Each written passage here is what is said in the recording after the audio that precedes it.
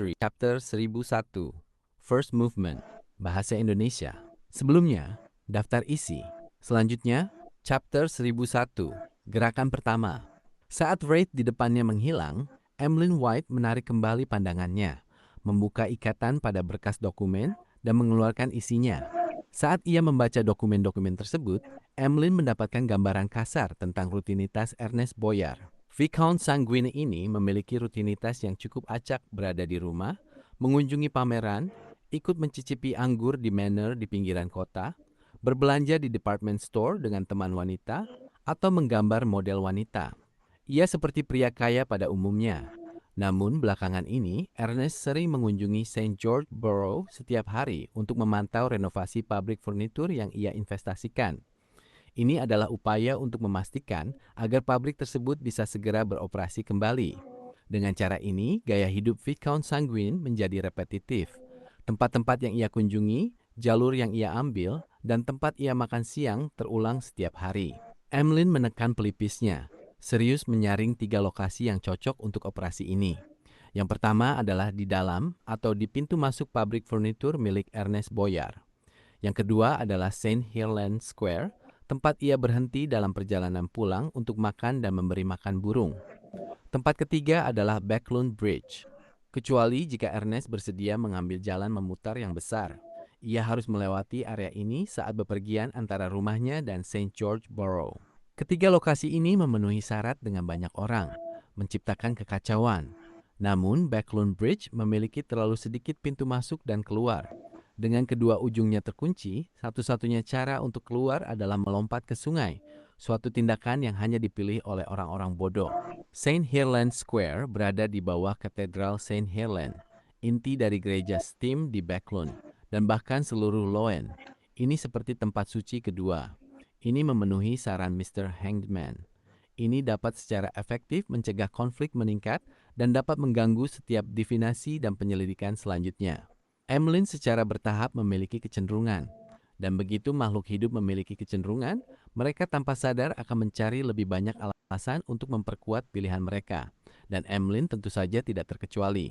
Semakin ia memikirkannya, semakin ia yakin bahwa St. Helens Square memenuhi hampir semua syarat. Pertama, Ernest tidak akan berada di area itu terlalu lama. Ia akan makan siang di restoran dengan masakan Civilhouse karena ia lahir di Civilhouse County.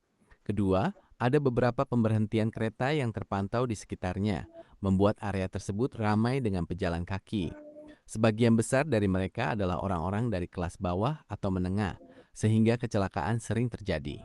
Ketiga, dari sana, seseorang akan memasuki area selatan jembatan. Jika tidak menuju Backlund Bridge, itu akan dekat dengan gereja Harvest.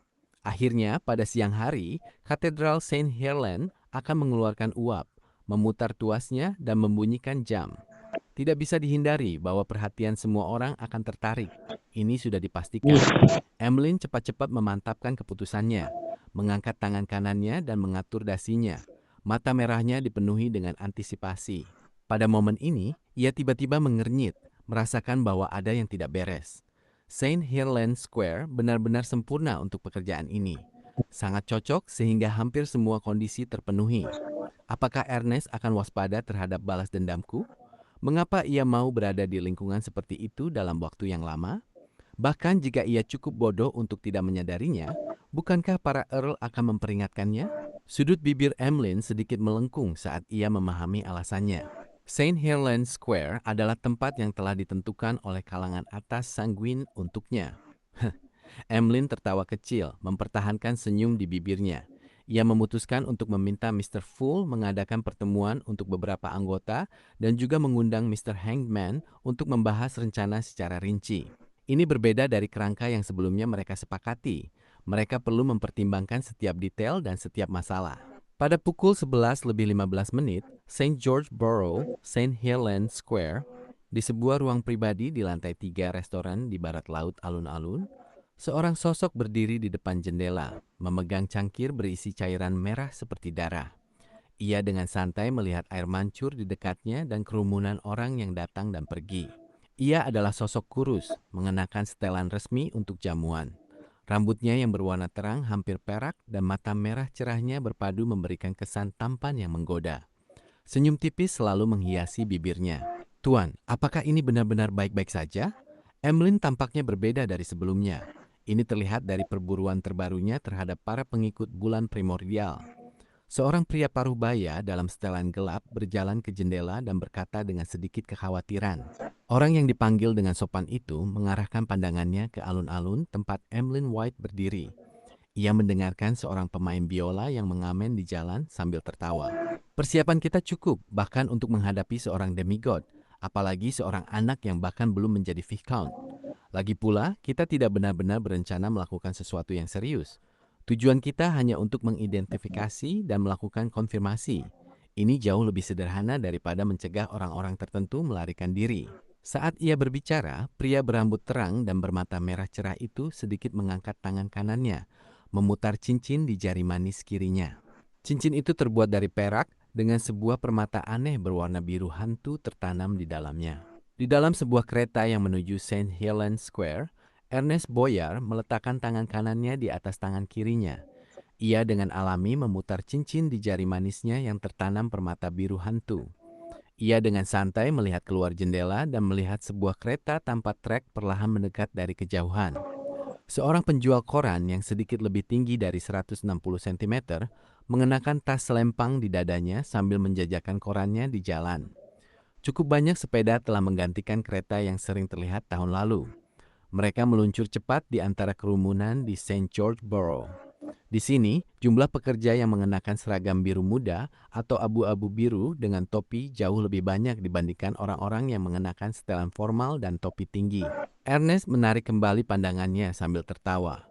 Ia tidak merasa takut dengan apa yang akan terjadi selanjutnya. Ia bahkan menantikannya. Ia percaya bahwa ia telah melakukan persiapan yang cukup. Ia mengenakan Oath of Rose di tangan kirinya. Ini memungkinkannya untuk berbagi apa yang ia lihat, dengar, dan cium dengan Earl Mistral dari jarak jauh.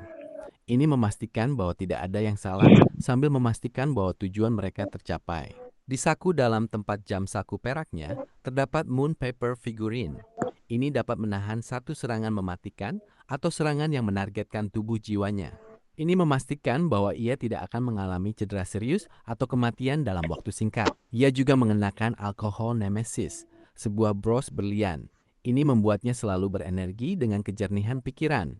Ini meningkatkan ketahanannya terhadap mantra yang bekerja pada tubuh, hati, dan pikiran. Di pinggangnya terdapat sabuk bernama Moonlight Sash. Ini dapat secara efektif mengurangi kerusakan dari matahari dan petir. Barang-barang mistis ini adalah akumulasi kekayaan Ernest atau diberikan oleh Earl Mistral. Ini memastikan bahwa Ernest adalah target yang sulit untuk segera diselesaikan atau dikendalikan. Dengan ketahanan alami Viscount Sanguine terhadap pengaruh tipe Nightmare, Ernest hampir tanpa kelemahan.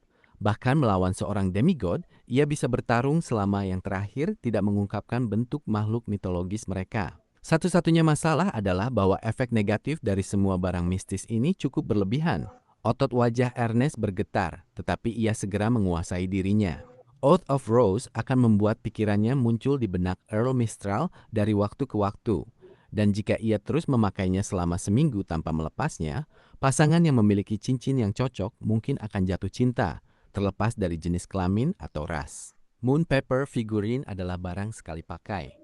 Ini hampir tidak memiliki efek samping selain membuat tubuh sedikit dingin. Masalah dengan bros Alcohol Nemesis adalah bahwa itu akan memberikan kerusakan terus-menerus pada hati dan otak seseorang.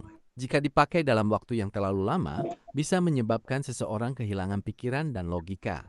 Oleh karena itu, seseorang harus melepasnya selama 15 menit setelah setiap setengah jam memakainya. Sekali Moonlight Sash dipakai, semua indera menjadi jauh lebih tajam, membuatnya mudah untuk melihat dan mendengar hal-hal yang seharusnya tidak dilihat atau didengar. Pada saat yang sama, pemakai akan merasakan gatal secara berkala. Semoga mereka tidak ketakutan dan semoga ini tidak berlarut-larut. Ernest Boyar memeriksa kondisinya sekali lagi, mengarahkan pandangannya dengan antisipasi ke arah pintu masuk Saint Helens Square yang dekat. Di sisi lain Saint Helens Square, Emlyn White yang sedang menikmati pemandangan para pengamen di jalan, tiba-tiba menengadah melihat seekor burung yang terbang melintas. Setelah itu, ia mengangkat tangannya untuk menekan topi tinggi yang dikenakannya. Dengan sedikit membungkuk, ia berjalan cepat ke tengah alun-alun, mendekati air mancur. Dalam proses ini, sosok Emlyn terus bergerak saat ia menyatu dengan kerumunan.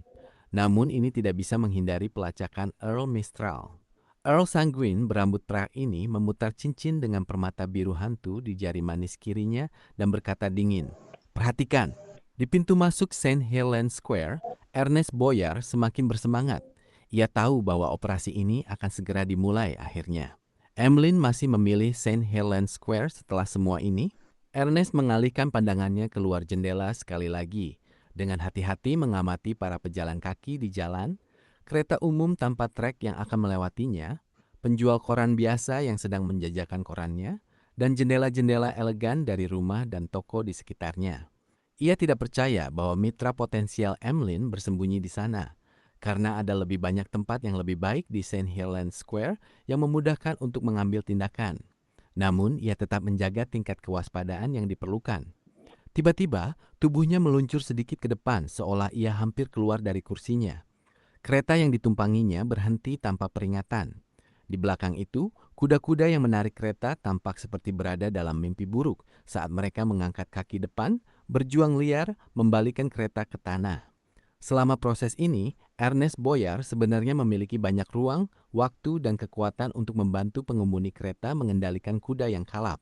Namun, ia tidak melakukannya karena ia melihat sosok hantu berbentuk serigala transparan melompat dari luar jendela. Ia telah melemparkan sebuah mawar ke dalam tubuhnya. Sebuah mawar. Mata Ernest Boyar membelalak saat kereta terbalik. Ia dengan cepat melompat ke samping dan keluar dari kereta sambil mengeluarkan rantai hitam ilusi dan tak berwujud dari kegelapan. Rantai itu melilit sosok hantu berbentuk serigala itu.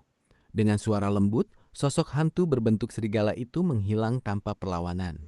Dan ketika Ernest Boyar menemukan pijakannya, ia berdiri di sana tanpa bergerak, matanya kabur. Ia telah terjebak dalam tidur yang dalam. Di dalam kereta umum tanpa trek yang melewatinya, seorang pemuda berambut hitam dengan mata hijau mengenakan jas tipis. Punggungnya menghadap tengah jalan saat ia fokus membaca buku catatan dengan sampul hijau perunggu. Di sekelilingnya, penumpang lainnya baik sedang membaca koran atau bercakap-cakap. Beberapa hanya melihat keluar untuk melihat kuda yang kalap dengan cepat pulih. Dengan sekali gerakan, pemuda berambut hitam bermata hijau itu membalik halaman buku catatannya.